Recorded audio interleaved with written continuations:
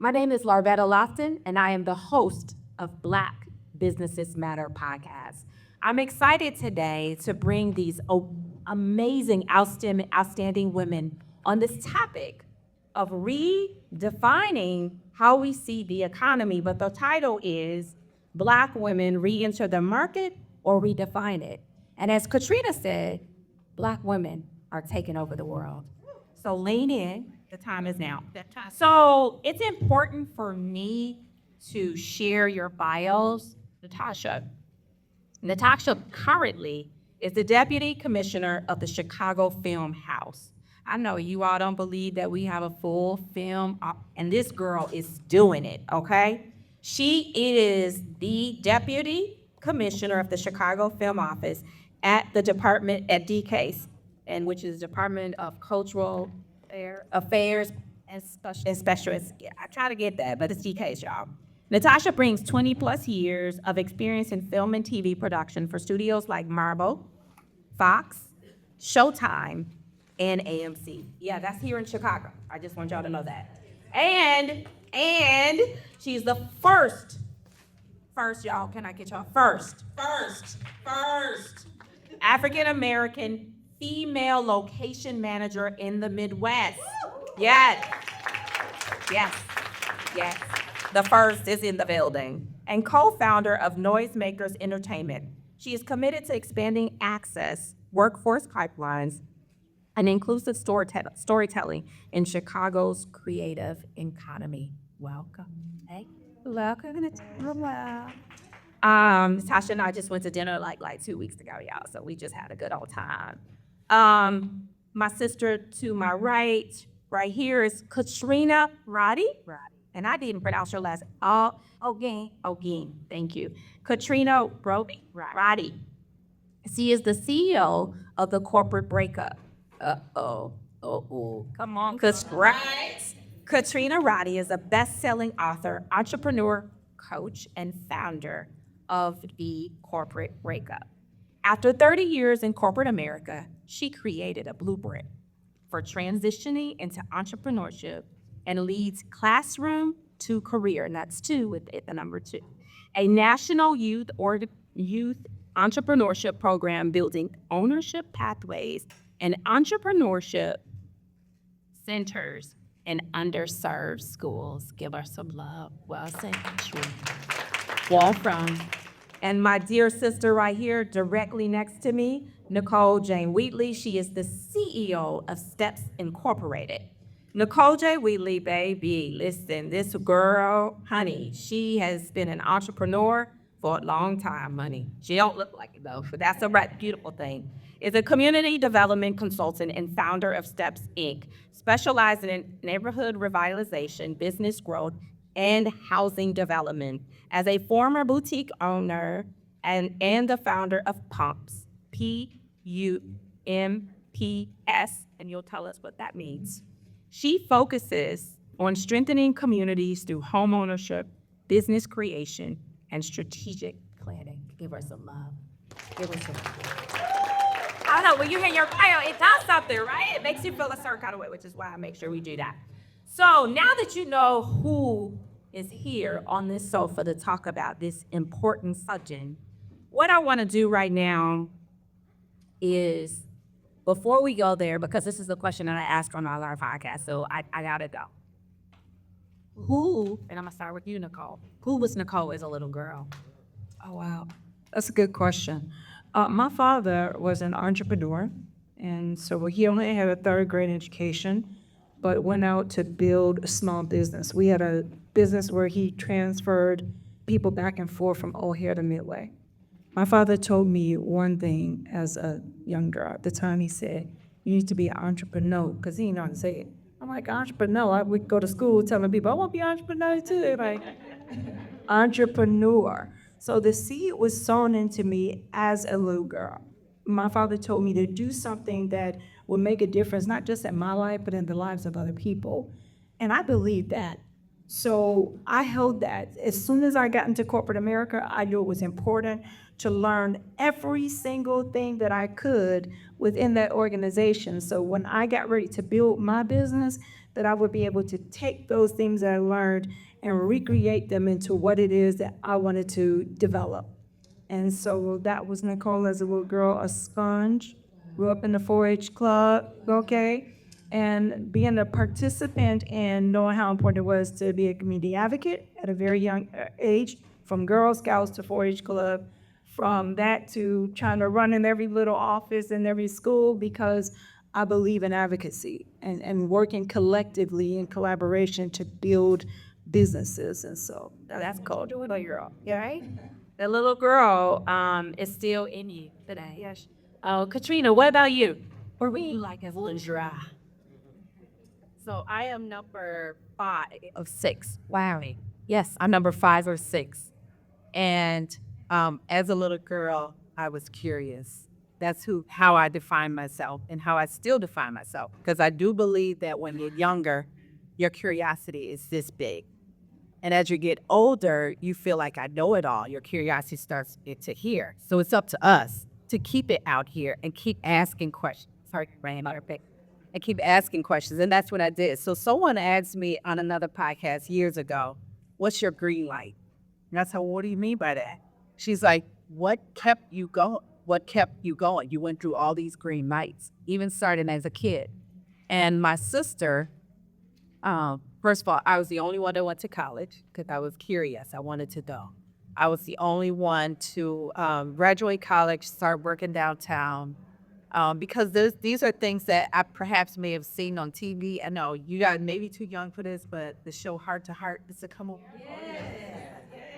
I wanted to be Jennifer. I wanted to dress up and play prime down top. So I was like, how do I get there? How do I get there? Understanding that my family, the reason that the others did not go to school is because my family couldn't afford it. But I listened in class. I listened all the time. There was a teacher that would come in and they would talk about different colleges. And one college came in and said, you know, you can find corporations to pay for your school. I said, how you do that? Yeah. And so I paid attention and followed that path. But going back to my sister she keeps all of our stuff for us, all our stuff when we were younger. So this lady asked me about my green light. So I had to think about that a little bit. And so my sister helped me figure out my green light. She said, I opened up this book when you were in first grade, and it says you wanted to be the first female baseball player. Wow. She said, you didn't get there. But she said, you also wanted to be a teacher. And I said, really? She said, yes. So she said, think about your life. When have you taught? And it's been along the way. Even when I was in corporate, I wasn't a traditional teacher, but I always taught the people under me. I worked in corporate insurance. I made sure the younger people would always understand. I was giving out free information all the time.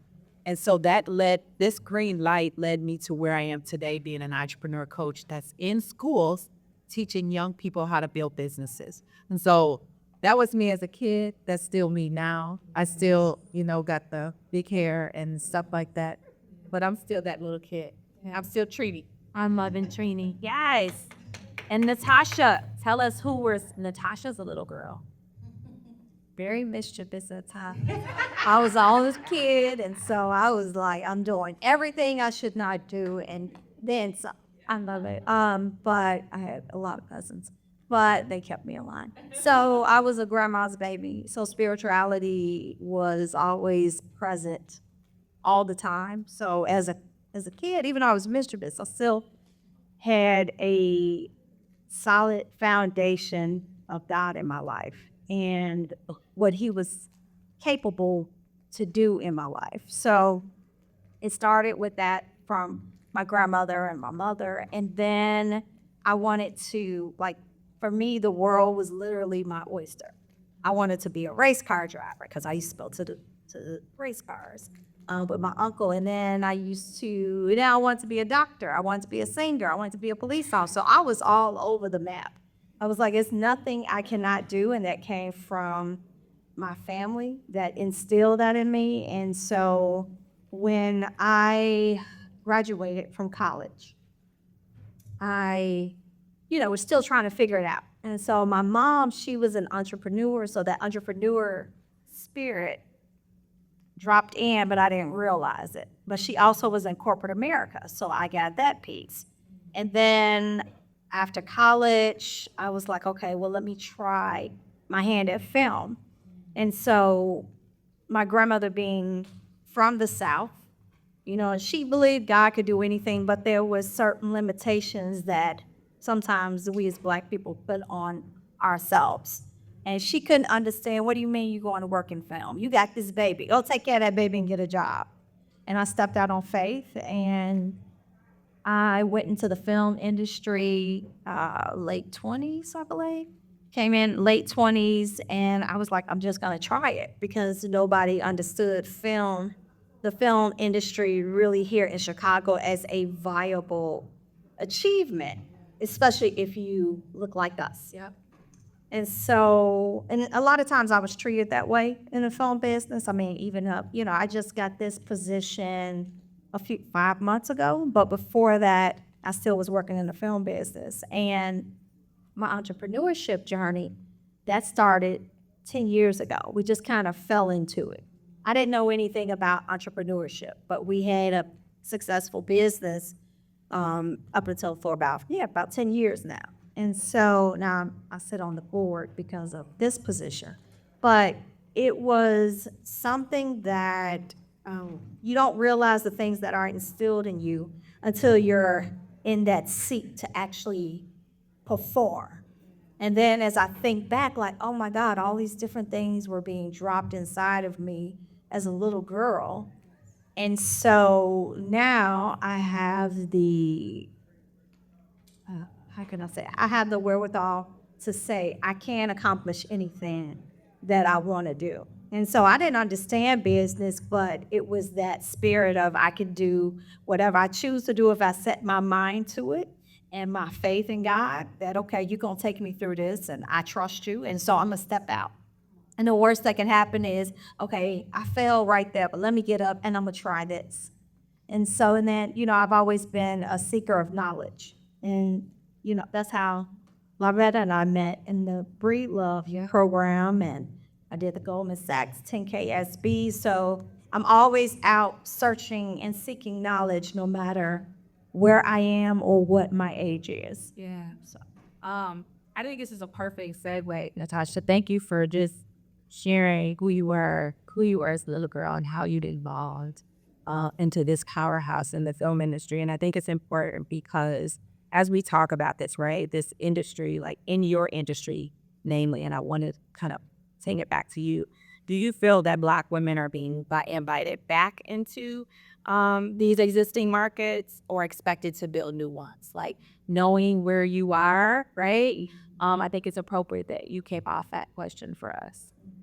So I believe that Black women, it is a force to be reckoned with. For, you know, we are, and we come up against those same forces. And because the film industry in particular, especially nowadays, because DEI is being cut left and right, corporations are being squeezed, and people need to remember that the film business is a business. They are in business to make money. And so with Black women coming into the film industry, you have to have a tough skin. You have to have tough skin, and you have to be willing to make sacrifices, personal sacrifices, to continue to achieve that. Because as we all know, more is expected of Black people. We are not allowed to do certain things that our counterparts may, or say certain things that our counterparts may. And so we are expected to rise above, and then you still have to take another step up because you're a woman. And then you still have to take another step up because you're a Black woman. So we are constantly thriving and climbing. So with the film industry, you really, I think more Black women are entering the industry. Nice. Because they're, it's a great thing. And I can say this about this generation. So I'm the 70s baby. Was born in the 70s. So let me just say this. So we had, so with us, it was go get a job, go to college, That's what you need to do, right? And it was a few of us who were taught to become an entrepreneur. Yep. But for the most part, it was go to college and get a job. For us traveling in college, okay, we were going to Freaknik. I'm not on anybody's tape. We'll just say that. Right? So it was, so our travel, our mindset was different from women now. Women now are like, no, I'm going to Saudi Arabia. I'm going to Paris for the weekend. And I'm like, wow, I wish we had that boldness, that just encouragement to say we going, as opposed to we going to our state, we going to Southern, we going out south. So I believe there is a boldness now in young Black women to step outside of the boxes that we were placed in. And so for me, I applaud our young sisters now. I'm like, go for it, do it. So that's why they are now CEOs of production companies. They are creating apps. They're creating, all types of business models for the next generation they are to just inhale and just flourish. Yeah. And I appreciate that you're bringing that to context, because oftentimes we hear it from the LA body, right? We don't know that this actually exists here in Chicago, and that there are production houses that are led by Black women here. And I think it's important that we see that. And again, we know that LA is great, right? We know that, but the opportunity that there's some things coming out of Chicago, I think is outstanding. Katrina, you've worked in corporate America, right? For me, how long were you there? 30 years. And now, how long have you been an entrepreneur? Since 17. Okay, 8 years. 8 years. Okay, so as you hear about that 300,000, that women, and I'll be honest with you, I did ask because I wanted to have clarity around that 300,000. And what we have to understand is a lot of it was tradesmen too. A lot of it was out of not. So we have to be clear, it's not just all professional services, that there are women that are in those roles that serve in the nonprofit sector that are in those places, right? So understanding that it impacts everything that we do, and understanding from an economy, that means that we're not spending the money. So that's impacting all of us, because we are, for a lot of times, right, are the primary caregivers, whether we are caring for our grandparents, children, whatever, that's an important element. So when you think about that from the standpoint of like leaving corporate and starting, is that what we need to, is that the message that we need to redefine ourselves as entrepreneurs? I feel that coming from the space that I did, that is the message. Okay. That is the message. And I often heard, like when everything's going on with the I was like, well, where are those businesses that you go to? If I don't want to go to Target, where am I going to go? If I don't want to go to, any of these big box stores because of what they're doing, where am I going to go? I felt like that was our time to say, step up and create it. Yeah. Like, don't complain about it, and create it. What are you going to do in that space? I spent the time in corporate because I realized if you're in the insurance industry, and I did big insurance, I did Costco, Discover Card. These were my clients, okay? So I spent a lot of time understanding how businesses work. But here's what I could tell you internally. There was only a handful of Black in business, because we're at a level where we're working these very large accounts. The clients need to know who they're working with before they start spending their money. So it was a lot of relationship building. Our prospect was 3 to 5 years out, not like 3 days. So it was a lot of relationship building. But what I can say is that we found each other. We used to have BNO, which is Black Night Out. Nice. We would have, and it was just a little group of us, right? And we're still friends to this day, even though we built community and we built community inside. But the one thing that stood out the most to me after I left corporate was we only went this far because we thought that was the ceiling. The ceiling was up there. But because we didn't see ourselves up there, we stopped where we saw each other at. And it was not a lot of female in that space. There were not a lot of, we were just young. We all grew up together in there. So when I came out of there and I started to reflect back and see these things happening, light bulbs went off. And to this day, I still have friends who are in that corporate space. They do, an amazing job in that space. But I learned so much. I realized that I was changed when they brought me in. I was 18. I'm not even telling on myself. You don't. I grew up in the 70s as well. We got one PC. I remember this. We had our PC, probably up. And nobody in that department could touch it but me because I was in school for it. So our boss was like, Katrina's the only one that could use it because she needs to do her homework. I did that. And after that, I always was the youngest in everywhere we went until I became not the youngest anymore. But I recognized that I was changed, and I pay homage to that. I was the change that they were trying to make, but I think they go so far and then they come back again. Yeah. They go so far and then they come back again. I saw all of this stuff happening during the George Floyd incident. Everybody wanted to DEI, and I sat there because I knew at one point, when are they going to say, okay, all right, may have been just a show, and then accept out. So it's just my mind thinks a little bit differently. And as I became an entrepreneur, I got the opportunity at that point to see what my community would say. I can't see that being in corporate because I'm on their agenda. When I came out of that, my heart started to smile because I could see all of you building businesses, and how can I connect with them? When you're an entrepreneur, you're on an island. You're by yourself. So you look for people, just like when you're in a company, you have a department. You have somebody that does finance over here. You have somebody that does marketing. You have all of these people. And you're an entrepreneur, you have to build those people now and build your own community again and your department. So it became so important to me to do that as an entrepreneur. I listen to my friends now come back and complain about the department. I'm like, Lee, you know what I'm going to say, so stop telling me. I'm always going to take, then lead. Like, you have enough skills built up to lead that. And I guess that's what kind of prompted me to even write the book. It's like, What's the name of the book? Steal Your Skills from Corporate. Steal your Thoughts. But it is, we learned so much in there, and all I tried to do was take what I've learned and give it to someone else. How can I teach the next person? And what I'm hearing, right, is understanding that when we are pushed out, that's an opportunity. It's an opportunity. And it's crazy, as I was sitting here in 2001, I was pushed out because I wasn't valued. I was the youngest person on my team. They couldn't understand this bubbly, unique, different, creative girl who was quirky, curious, and all of this. And they couldn't find a place for me, right? And so I quit.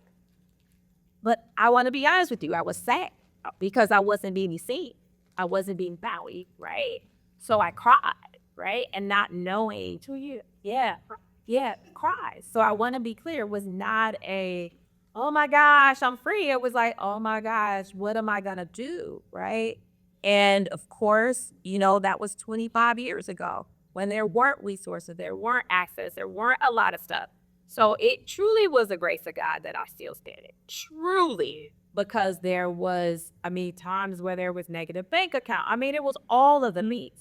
And so as I shift to Nicole, who certainly has been an entrepreneur for several years and have seen market go up, go down, and has found a way to pivot and read. And so as we redefine ourselves, as women are launching, I love to hear how your organization, because we got to talk more about collaboration and what that looks like for Black women and the importance of it.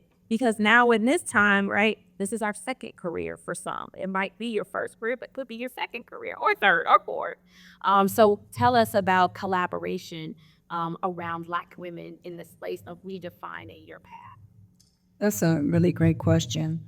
I think first of all is that people have to learn to be comfortable in the skin that they're in, number one.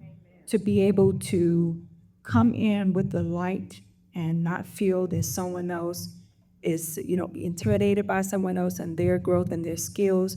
Collaboration is about us looking at each other, understanding what your gifts are, what your gifts are, what Natasha's gifts are, and us bringing those gifts together for us to make an impact in the work that we're doing. And the work that I do every single day, I love what I do. I am so blessed, and I'm telling you that because I make an impact in my work that I get paid for every single day. Now, it didn't always start that way, right? I went to school, I got my master's degree in urban public policy, planning, and development. When I went away to college and came back and saw all the storefronts in my community, clothing and everything else, a young boy on our block was murdered, and it was the first time of the incident like that ever happening.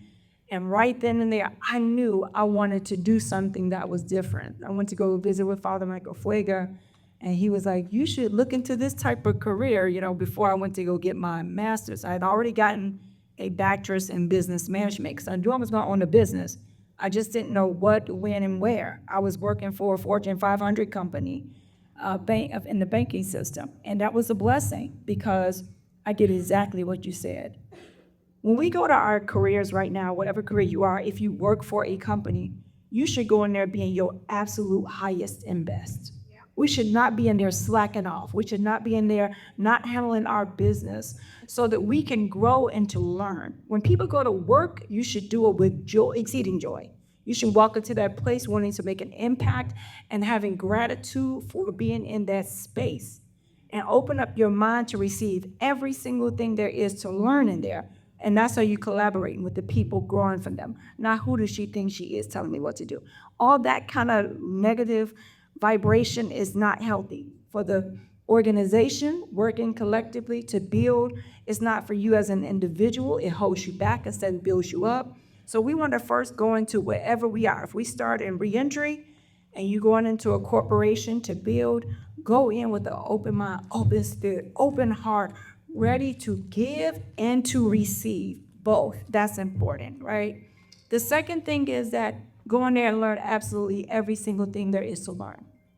When I was, 19 years old working at the Fortune 500 company that I worked in, they gave us a prospectus so you could go out and learn this information. I took that thing home, highlighted all through it, read everything. That's how I got my first promotion within 2 years, right? So when I came in, I was just a key operator at the company that I worked with, putting in numbers to checks for everybody else who was cashing them and not me, right? That was me working that way. But I left as a second vice president, corporate client service manager, with a 6-figure salary.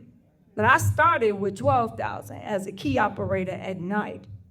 I was determined to be successful no matter what, and put the noise to the side. And there were sacrifices. At the same time that I was in corporate America, I was also building my business. Someone told me about the power of investing into real estate. I was like, okay, this sounds like something good. So instead of being an excessive spender, I became a contagious saver. And I started to save my money so I could buy my first property, which I owned and operated at the age of 22. And I'm not bragging. I'm only telling you my story. So you gotta have something inside of you that will not stop and will not quit until you reach what it is that you are designed to do. But way too often when a hurdle or something happens, when we're trying to build, we fall back. And that comes into collaboration. Collaboration is key. So when I learn something from Larvetta so she can help to get me to where I need to be, I'm gonna go and learn from her. I'm gonna go and grow from her, not judge her, not overanalyze, and not be envious of her. I wanna be able to look at her and say, okay, that's something I wanna learn, that's something I wanna grow in, and build that. And so we gotta start talking more, getting in the room, getting outside of the computer, just you and the computer, and getting into spaces like this. So I commend each of you all for coming here today. But it's time for the change, and the change has to start in our minds, our thoughts, and our energy. Get more positive, leave all the negative conversation behind, get in a room with other like-minded people, and be able to start building together without judgment.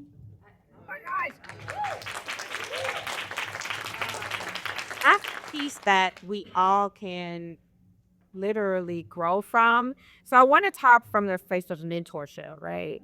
And understand a collaboration. And I'm going to come back to you, Nicole, on that is mentorship, right? And understanding who were some of your mentors and how did they shape who you are today? That's really good.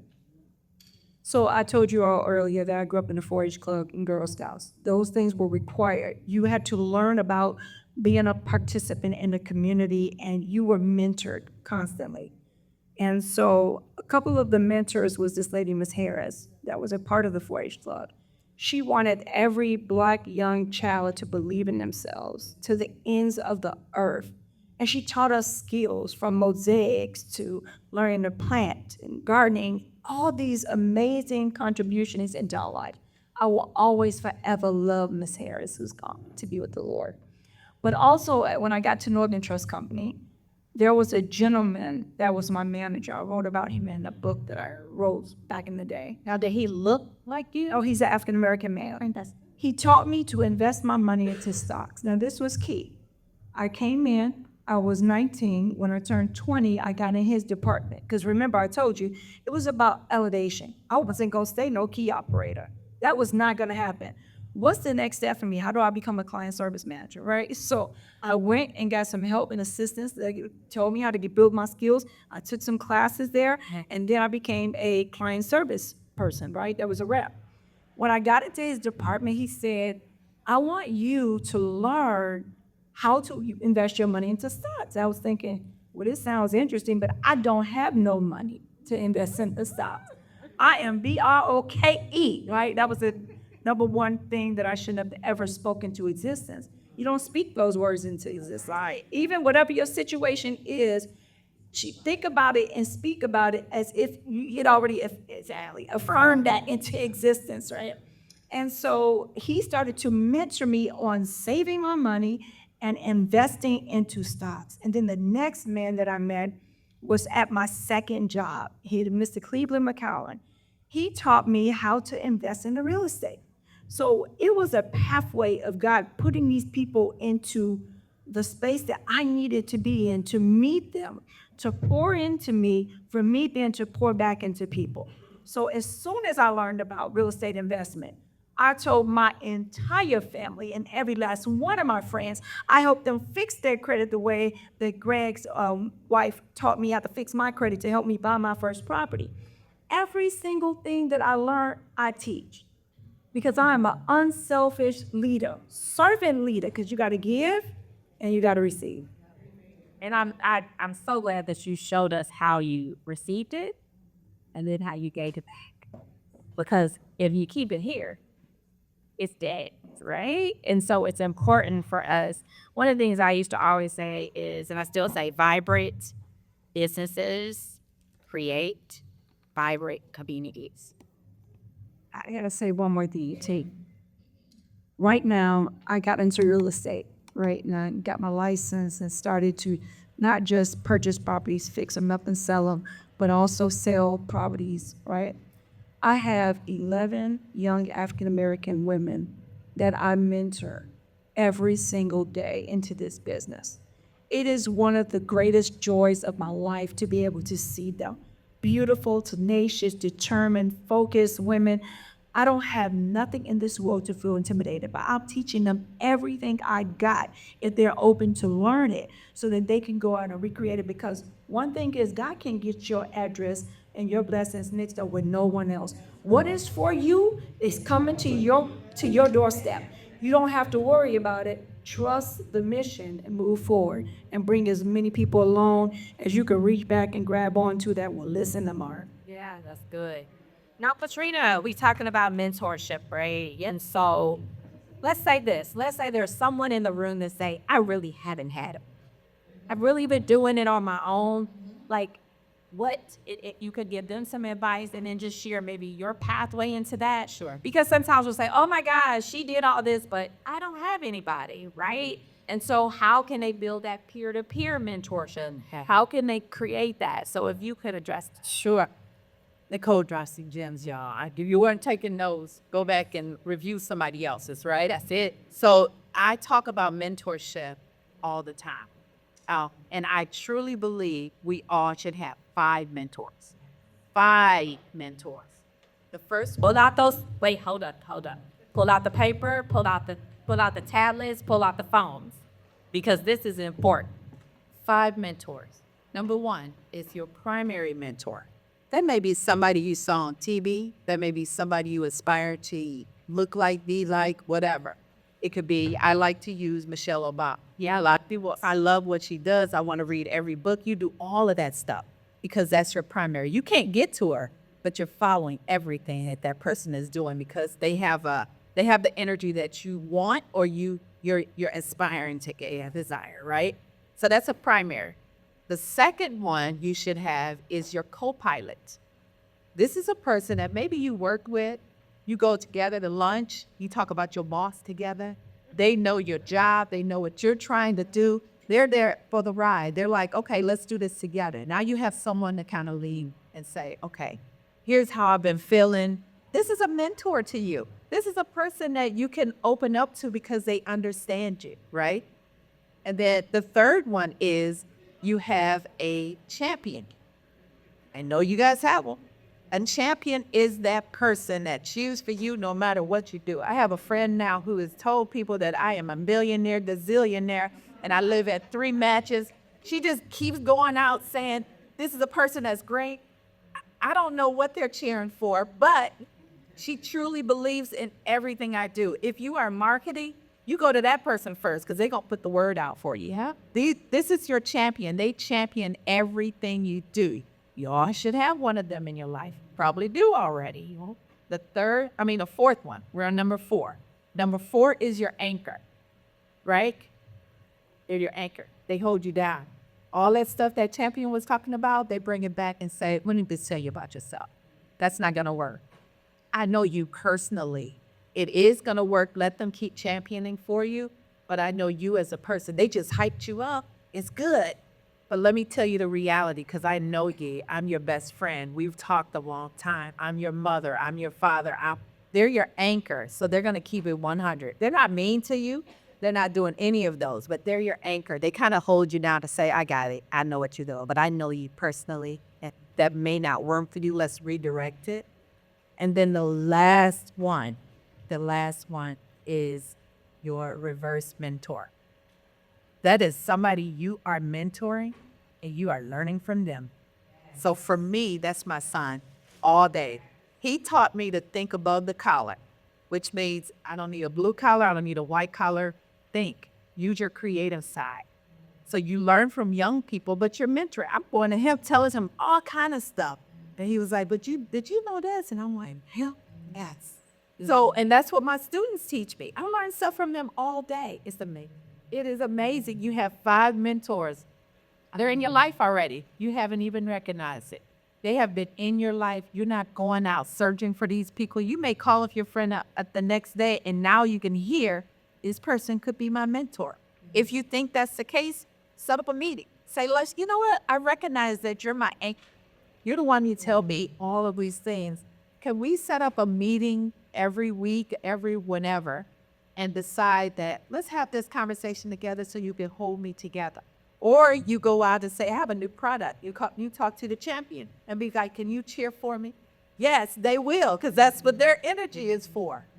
5 mentors, you guys. Have 5 mentors. My mother, God bless her soul, was my mentor. My dad was my mentor. They had different roles. My mother was my anchor. And she was like, girl, stop all that. Here's what you... My dad was my cheerleader, so they dissed each other. My son happens to be my reverse mentor, and then I have people in the industry that I grew up with, and I sought them out in corporate because there's not many that. So I sought them out. Even if they had a mentoring program, I would say, I want this person, and they respected that. So those are 5 mentors that you should have. I love it. I love that. Oh, yeah, that was... Thank you. I want to jump into what industries, like, as we looking ahead. Natasha, like we're looking ahead at, we talked about AI earlier today, which was awesome. Kiana was here and just talking about, our responsibility in showing up in forums and holding elected officials accountable, right? And so when we think about, we've talked about mentorship, we talked about collaboration. What I now want to talk about is what's next, right? Emerging industries. Like, what emerging industries or spaces offer the greatest potential for Black women, not just to participate, but redefine the market? Last night I was at this, it's called AICP Awards, and there was then basically it's commercial producers. And so there's this new company that came out. And so when you're talking about recession proof, everybody go back to that time when it was a recession. You can go back to when it was COVID. Yeah. Think about those industries that were necessities that never faltered. It may have gotten a boost, or you just know there's a need there that is recession proof. And one of the commercials, it was called, I got the name of the company, but I'm gonna look it up. And it was developed by these black women, or I don't know, also keep basic diets, I don't know, yeah. And so they created avatars, black avatars for the gaming industry, where the avatars actually reflected my texture, your features, and it was very, very specific. That is recession proof. Because no matter what, you have teenagers, adults, old men, women, everybody, for the most part, they're going to play some type of game, even if it's on your phone. That's true. That's a recession proof industry, gaming. Even if you don't have a job, you're going to be on this phone. Sometimes people don't have a job and they shopping, right? So Telling on us, you I am telling on us, but I stand in my truth and I will bring everybody with me, right? We are always going to do our hair, right? This is your crown is your glory. Your hair is your glory. I heard that so many times, to throw it there. Don't go out this house looking like you just been thrown away. I'm like, okay, let me put some Vaseline on. Right. So it's right. So think of those recession-proof industries. Think of what people will always need, what they will always want. I would love to see more black women taking back the beauty industry. There are some that are doing it, but we need to just do it on a larger scale. And yes, it's great to say, oh my God, I did this, and now I sold my business. But now you've given away, and I'm never telling somebody not to take, $100 million. But I would love for us to reclaim the industries that matter most to us, right? So it's always going to be hair products. How many of us have 1 million hair products under our bathroom sinks, right? So when we're thinking about, seriously, we're going to do our hair, even if it's a recession, COVID, right? So it's those industries. Buy a wig. So you have the gaming industry, and that's how I think about it. You also have finances. You'll always need a business coach. You'll always need a financial advisor or planner. Those industries are never going anywhere. If your money drops, you still have that banker that you need to go to, or that financial consultant, AI. So always think multiple steps ahead of what's coming down the pipe. And a lot of times you find out when you're talking about mentorship, you are not just learning what to do, but you also need to learn what not to do. So listen to people's journeys, because within that journey, there's going to be a moment of misalignment of goals and vision. That's what I like to call it. I prefer not to call it failures. It was a misalignment of a vision at that moment in time in my life, and now I had to realign myself. And so just think about those angles, and that's where you want to go in terms of creating an industry that will survive. Understood. And I want to say this. I know we've got a few minutes, and I really want to make sure that we had an opportunity to leave people with some level of impact. Okay? So I'm going to start with you, Katrina. What does it truly mean to invest in Black businesses, and how investment changed your community and future? And I say this, Katrina, because obviously, right, I shared that I have a platform by Businesses Matter. Invest. When you talk about this, we also have a responsibility to invest. And invest says, whether that's money, dining, support, call, send a freight, take a freight, that's invested, right? That's impact because that just changes. So, what does that truly mean when we're working with professional service business? Because that right now, they don't necessarily count that, right? When we go into the stores, you count that money. I bought this, that goes into that ecosystem. But what does it truly mean to invest in Black businesses for you as a professional service provider? So it means teaching our young, investing in them. And that's where I came. My business was born out of the door 40s. Um, it was just hard. I'm a single mom. My son was a senior in high school at the time, but all things were going on in 2020. And I can look out of my window and hear helicopters because on the right side, I could hear them marching. And then on this side, I could hit the part. And I was in shambles because I'm standing next to this young man who I know has squad shirts. And so he took it upon himself as a photographer. I want to go protest. I want to be there. I can't stop. But what came from that is I had already started approaching individuals coming out of corporate. He wanted to be our church. So I was investing in that because I believe that the Black dollar continues to circulate when you open businesses and you buy businesses from.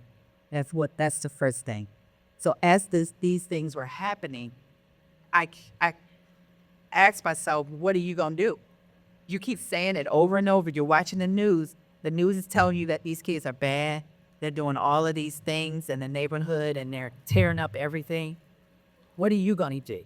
So that was the thing on my shoulder. What are you going to do about it? So what I decided to do was, if I'm teaching individual adults how to do this, why can't I teach young people? So I took it upon myself to take it a step further and say, I'm going to teach a 90-minute class. So I started going to CPS and they let me come in. So 90 minutes. And I'm running them through my book. I'm like, this step 1, step 2, step 3 in 90 minutes. And then I saw that a grant opened up. I came from corporate. I'm not a nonprofit. I'm still not a nonprofit. Came from corporate. And I decided at that point, what's that? I want to apply for that. Where are we at to lose? So I applied for it and was awarded $4 million to go into the schools. You continue to help us. Recession proof. Because you always have children that are in need. So I bring it to the point of I am showing these young people how to build a business, I felt that they were tearing up things because there's no ownership. They have no idea who owns that place. And then when it looks like a tornado hit your neighborhood because they skipped over places, because maybe they knew that person. And I took it upon myself to say, well, let me teach young people how to have some type of ownership. And that's what I do. I've been in the classrooms. Last year, I serviced 817 students. I started in 6th grade. I go all the way through trade school. Have a full team that helps you do this. We just spread in and out of schools all day. I have 3 young men who are 8th grade this year. It started at 6th grade. They now own businesses. Because I want them to, that's what investment means to me. It's us giving things back. I don't even like the word giving back, because what am I giving back? I'm still in the same neck. That's old. I'm not needing them back. I'm helping them get to the next. I am a resource. And so they use me as that. That is my investment. My time is my investment. I love it. Carla, and time is money, yes, for sure. Natasha, what does it truly mean to invest in Black businesses? And how has that investment changed the community? So to invest in Black businesses, it goes beyond spending the dollar. It is word of mouth. It is encouragement. You don't know what word you can share with that Black business owner that may drop in their spirit and spark an idea that could be life-changing. To invest in a Black business is to potentially really start your own business. What can you do? What impact can you make? So when we talk about what type of impact we can have with the Black businesses, we always, always, always need to look back to where Black businesses began and where we are now. And what's that gap there? When we think about Black Wall Street, we think about Tulsa. Yep. Right? We think about, and it's like, why is it that our communities, you look at the storefront, empty, empty, empty, church, chicken, gas station. Yep. Liquor store. I forgot the liquor store. Got the liquor store, the spirit. Spirits. And so the impact is, okay, what else can I do to help elevate Black businesses? That's an impact. So I would always tell people, it is hard being an entrepreneur. It is. It is hard. The hardest job you can ever do. Yep. Especially when you had not necessarily had the training and things of that sort, but share the knowledge that you have and to not be a gatekeeper. Ooh. Drop. Mic drop. 'Cause that right there is what's keeping us from young. It is. Stop being the gatekeeper. Stop being a gatekeeper and stop trying to be the one. That's it. I gotta be the one. I want the shine on me. And this continues to hold us back because we can't celebrate other people because we're too busy trying to have somebody celebrate us. Yes. Yeah. So that's good. That's great. And I'm gonna go to my sister Nicole, and she wraps us up on that impact. And I want to also add Ariel Capital, Johnson Publishing Company, which was the home of Ebony. Stop letting people think or make you believe that Black businesses do not pay Black employees. I am a byproduct of Black businesses that pay me very well. So stop letting that narrative, don't go work for that Black company because they're not going to pay you. Stop it. Please stop it. Historically, if you look it up, they paid their employees very well. Ariel Capital here, that's right here in Chicago, with our good Black owned. Stop. Just stop. Just soon as they stop, just stop. Just stop. We have to start, and it starts with us. That's the impact that we can do. Nicole. So I'm so glad that you just said bold because this is very important right here. One is that we don't realize how much some social media, TV, the news, and so many other negative things that have impacted our thought process, okay? And I hate to see that so many African American people are the highest critics of other African American people who are out working to build their business. We will go in and accept anything from any other company. Won't even write a negative review about the experience. But we will walk into an African American owned business and start over critiquing, criticizing, tearing down like never before. We must shape the thoughts about, right, and rethink how we position ourselves. We can speak to that business in love. Hey, I just want to let you know directly to the owner that I had this experience. I want to talk to you about it. Yes. I would never in my life go out and put a negative review about a small Black-owned business out there publicly. I'm sorry. This is a violation, okay? Because at the end of the day, we rise when we work together. When I've had experiences at other African-American businesses, I always pull the coattail of the owner and talk to them in a loving, respectful way that help to nourish and grow them, not to tear them down, not to make them not for their highest and best.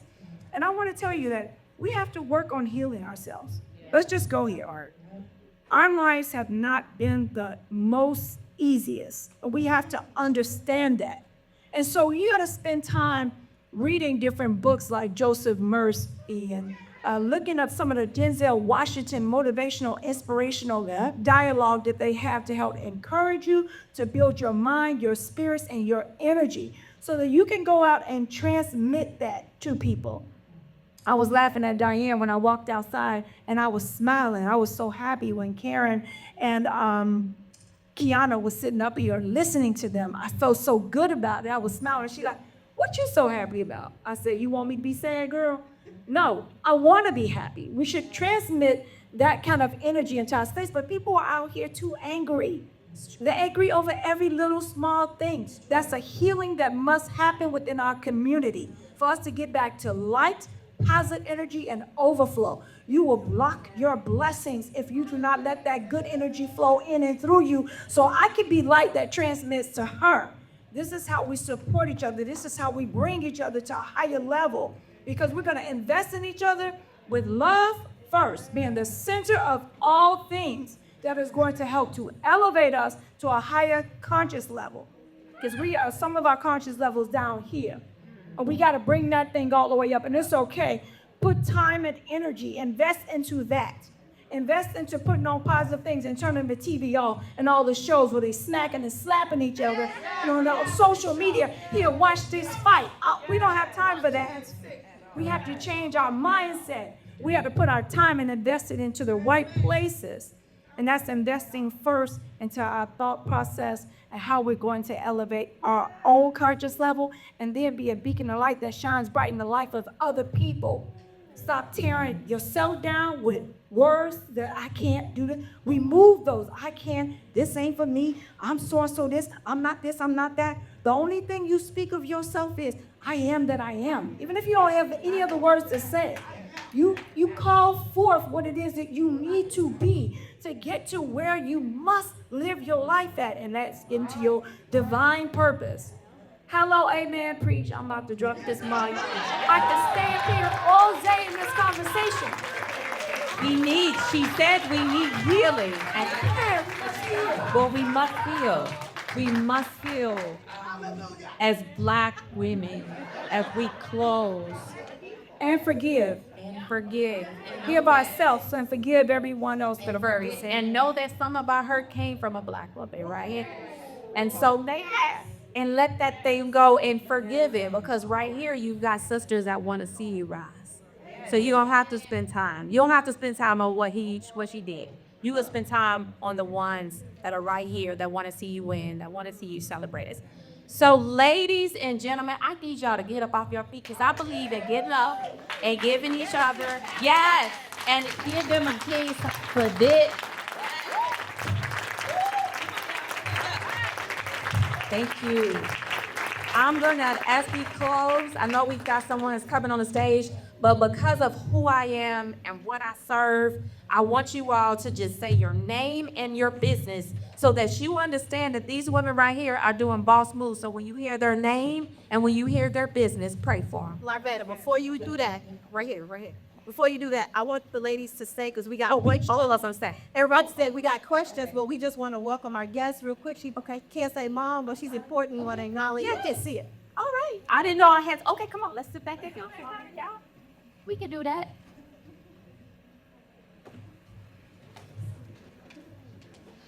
Well, good afternoon, good morning. Good afternoon. Good afternoon. We are so fortunate. You all, that was an amazing panel. So I just came back so close to this, so thank you for those gems. But we are also fortunate that the mayor saw fit to have one of my favorite commissioners come from the city to congratulate us, the Commissioner of the Department of Planning and Development, DPD, and that is Commissioner Sierra Bobright.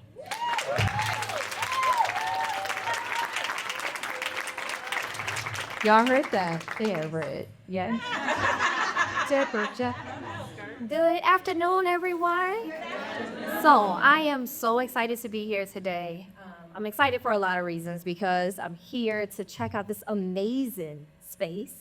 Amazing. Amazing space. Yeah.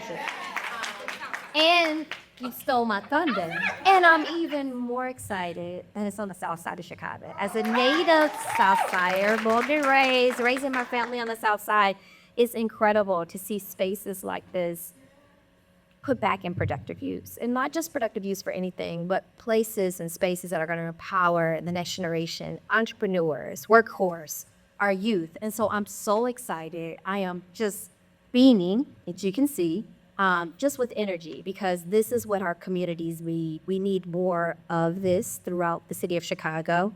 And it's a pleasure to have incredible partners like the Chicago Urban League to really shepherd this important work. And so I had to come down here today so I can see all the magic as it's happening and just hear from the incredible panelists and entrepreneurs and just feel the energy in this space. I'm really, really excited to be here. I'm so proud to be standing next to this hero of mine. Yes, Shira, that she is. But I'm just excited to see all the opportunities and all the growth that will come out of this space for the South Side. And I think it's important, while I shout out the South Side, I'm the commissioner for the entire city of Chicago, to be clear, but the impact that's going to be felt from this space extends beyond the South Side, extends beyond this community area. This is citywide, and the impact from the entrepreneurship will be regional. And so I just want to congratulate everybody that's here today. I want to congratulate Karen for being the dynamo that she is, and just share my enthusiasm and excitement for the Student Empowerment Center right here on the South Side. So thank you all for having me. Thank you for allowing the mic for couple secretary and still the I then will go play tennis, I swim, I go yoga, I do what I want to at that point. And then as my year is winding down, I go on a solo trip. And that solo trip is usually to a spa resort where I could just chill, relax, unwind. I could work if I want to there, but nobody knows that. I go there to bring myself back together so that I could go back and be able to give to the world. Because what they do is they'll take all your energy. And when I learned that, I stopped giving them my energy. So they can't take what you don't have available for them. So that's her story here. Yes, I love this one. My husband, he's in the back. He knows, like, don't come bother me at all. Nobody. 5:30 in the morning, I'm downstairs first on a prayer call with all my whatever prayer ladies there. They have been here. And so we're on our call first thing in the mornings so that we can give praise and thanks, number one. Then I am spending that next time journaling, exercising, and preparing my mindset for the day. These are key things. There's a lot that's happening around, so I gotta, take that noise and silence it. And so that's gonna help me write out the things that I must accomplish on that day. I'll write down one big goal and then some small ones. I'm not mad at myself if I don't achieve it. I just move to the next day, right? I'm not gonna sit up here and beat myself up. No, I'm not gonna do that anymore. I used to, but I've learned that it's not healthy. If I put down the big goal, I wanna achieve that one big thing, and then I got those other small things that I'm working to accomplish. And again, like I said earlier, my husband in the back, they built I gotta give one shout out for, they built a digital business card, right? So anybody buy paper business cards? See, that's historic now. You wanna get a digital business card. They worked for over like a year and a half to build this card. Now that I have that, it made my life so much easier too. Because I wanna find every way to do business in an easy, effortless way. So, I would meet all these people, get their business card. Like, I ain't got no time to be putting this in no contact list and read what the people got written on there. Did I type it right? And then bounce back? I don't do that no more. They work for over a year and a half and build a digital business card. I tap your phone. We instantly are connected. You get to remember who I am, my face, what I do. I have a CRM system in the back. So every time I meet someone new, I add it to our newsletter to build relationships consistently. I got to be doing things that's going to make good businesses. By the way, y'all can get those cards for $50, okay? With no fees, only one-time fee, all right? So I got to let you all know about that. But self-care is extremely important. You want to find every way to do things at your highest and best with less of your time. When also you got to take time to journal. Take that time for inspirational conversation, and also take breaks. We need to get back to the ground. Take our shoes off, go sit in grass in summer, go relax, eat healthy from the earth, and be able to build your mind, your body, and your soul. I hear that. That's good. Thank you, lady. Okay. All right. Oh, okay, I got my sisters at Beaver. What advice, well, before I go to that one, how often should you engage with a mentor? And based on what Katrina shared, depending on which one, probably depends on how often you're able to engage. So I think that theories, right, based on where you place if it's your anchor might be your husband or your spouse or what have you, right? And so you might engage with them, every day. So perhaps maybe this that person that is not your anchor. How often should you engage with that mentor? I think it depends on your needs. So if you have a rapport with this person, then I think you should set it up according to, hey, I'm going into a big project. Can I meet with you until I get to that deadline? Or if I am, I have this year-long project and maybe we start off meeting every 2 weeks. Maybe that's too much because I don't have any more information to give even another 2 weeks. So maybe I push it to a month. And then maybe that's not it. And then maybe you push it to every quarter. So feel it out. If you're doing a business, just kind of feel it out and say, what makes sense. And if you have a time of, create the advisory board, maybe you only meet once a month. There are people out there that want to help you. That's right. That's right. I agree. Be careful. I think when we get mentors, we believe that the other person doesn't want to help. And so just ask. I'm a firm believer that the blessing is in the ask. Yeah, and I just want to piggyback off of that. Your mentor, one thing about us, we have to take off our capes. We think we can do this, we can do this, we can do this. She knows something I don't. So I'm okay with not knowing what I don't know. So, hey, can you help me out with this? Can you help me out with this? Yeah. So let's not be afraid to ask for help. That's good. Last question. We got to make it swift. They tell me we got 1 minute left.